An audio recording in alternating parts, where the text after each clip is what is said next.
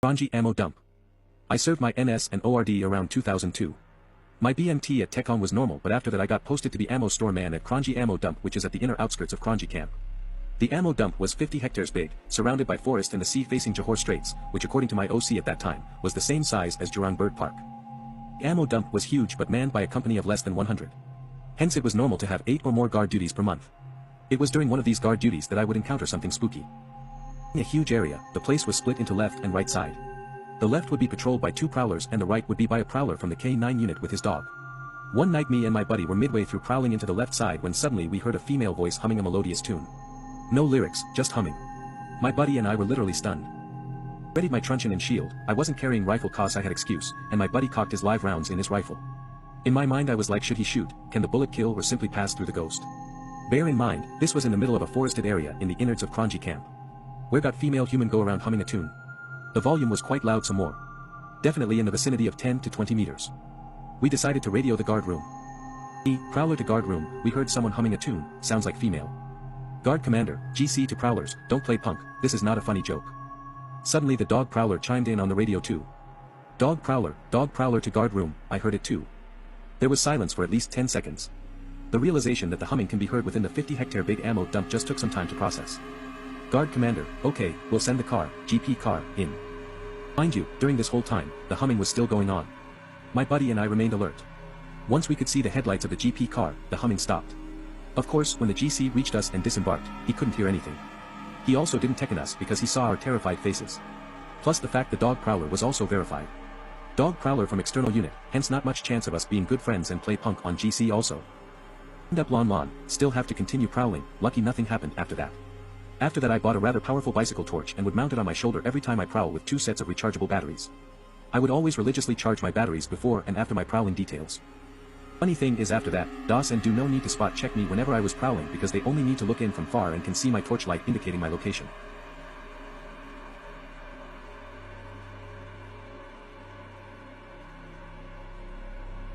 Day Secondary School.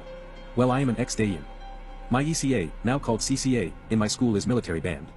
There are a lot of rumors about our school band room being haunted. But I never believe in it. I have heard stories from our seniors such as this one, where there was once our student who had just arrived at school after a competition. As the percussionist reached the school first, they decided to give the other band members a scare. So they went up to the band room and shut all the lights and kept perfectly silent. Then, they heard someone playing the trumpet in the instrument room, but the instrument room is actually locked and only the teacher has the key. Teacher is still not there, so there is no way anyone could have possibly entered. What they saw next was extremely frightening. They saw someone coming out of the band room playing the trumpet. Her face was covered with blood. They screamed and ran out of the room and collided with the other band members coming up the stairs. After telling what they saw, the band conductor told them that there was one gal who was previously from the band who loved music. She has never missed any of the band practice or the band functions. One day, on her way to one of the band's functions, she met with an accident and died on the spot. Her whole face was covered with blood. I never believed in this until I saw it myself. It was during our 5 days camp and I was on duty, when me and my friend heard music coming from our band room. We decided to check it out. Halfway up the stairs, my friend reminded me of what our senior told us. They told us to ignore if we hear it. But me being a stubborn gal, insist on checking it out. When we reached the door, I peeped inside and saw absolute darkness. Then, we saw light glowing from the band room. I was getting scared. My friend was begging me to run but I refused. In the end, she ran off while I remained there. Then, I saw it. The girl coming out playing the trumpet. I wanted to scream but couldn't find my voice. Then, she turned towards me with a sad expression on her face covered with blood before fading away. Next thing I know, I was in my school hall with faces surrounding me. I got to know that as soon as my friend ran off, she went to the staff room to look for my teacher to tell him. He hurriedly called some of the boys who had went to the building. When they arrived, I had already fainted. When I told them what I saw, they were shocked because what they told us was not true. It was only to scare us. So, what was the thing that I see? Till now, I am still wondering.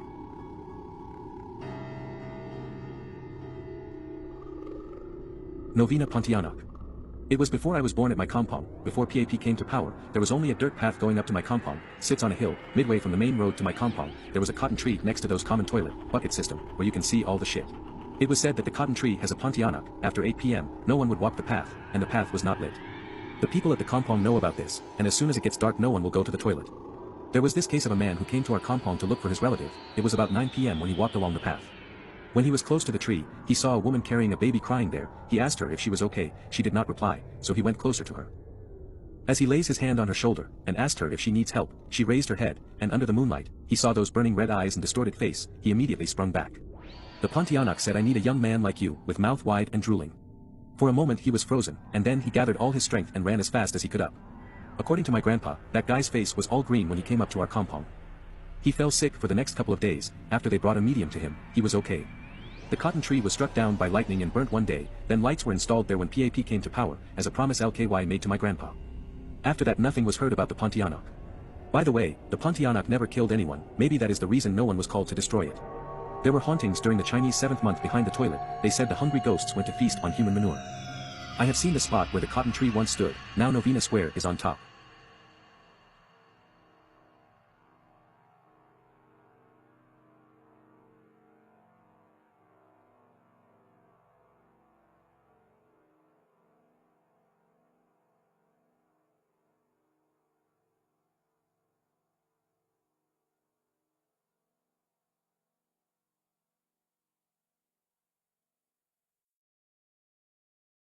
SBS Bus 153 to Hogang. This happened about 16 years ago when I was in secondary school. I had to work in a local fast food chain for the extra pocket money. I remembered it happened on a Good Friday weekend as I had to work extra hours before a grand opening of a new chain at Crown Center along Bukit-Timah Road. I started work on Thursday afternoon at 4 p.m. and had to stay overnight. I was only able to return home the following day at about 5 p.m. That's 25 hours of work with short winks in between. I boarded SBS Bus 153 with my friend heading back to Hogang. We went up to the two-end level of the double-deck bus and I fell all-seat very quickly. I was sitting on the outside seat as there was another passenger sitting inside. My friend sat on a separate seat near me. Suddenly I was awakened by the bus driver. As I opened my eyes, to my astonishment, I found myself at Serangoon Interchange. I alighted and realized that I was on board bus 24, don't remember if this is correct. I realized that I am too tired to take another bus and decided to take a cab home. The next day when I went to work again, I asked my friend how I managed to awake in bus 24 when I cannot even remember alighting from 153 let alone board 24. My friend told me that when the bus reached Toa Payoh, he tapped on me to ask me to give way to the passenger sitting on the inner seat and I followed the person down the bus instead. Thinking that I wanted to go elsewhere, he did not stop me. But I told him that I had no memory of that at all. He suggested that some spirits were making use of my physical body to transport their souls in the day from Toa Payoh, which is near to Bishan, the cemetery town, to Serangoon. Until today when I think about it, it still sends chills down my spine as I had absolutely no idea how I alighted and boarded buses. I even had the bus ticket in my pocket. Spirit came to my hotel room to watch TV. My colleague Susie is a marketing manager for an IT company. She travels a lot in the Asia South region, Philippines, Indo, Thailand etc. for some marketing events. She went to India, Mumbai, to host a marketing event last year. She was dead tired on that day because she traveled to Singapore in the morning, she was a Malaysian, and then to Mumbai. As usual after a shower, she laid down on the bed and used the TV remote control to turn on the TV to watch movies. After watching for a while, she felt tired and turned off the TV. A while later, the TV turned on by itself. Susie thought that she had accidentally pressed the TV remote control to on and then she turned it off again. After a while, the TV turned on by itself again. That went on for a few times. Susie felt something was wrong and she rang up the hotel receptionist. The hotel receptionist sent a bellboy up to the room, and the bellboy told Susie that he was very surprised why the receptionist gave her that room because it has been emptied for quite some time, as it is haunted.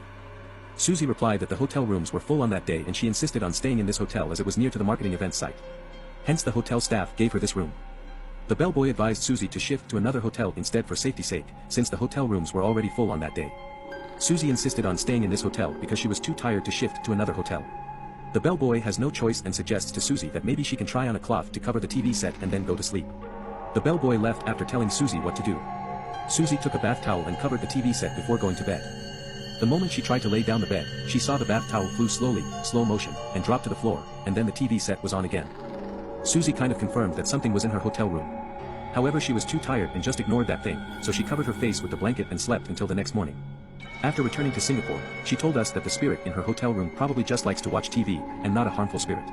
We praised Susie for her courage to stay in that hotel room for that night. And we told her that we would probably sleep in the hotel lobby if we were her.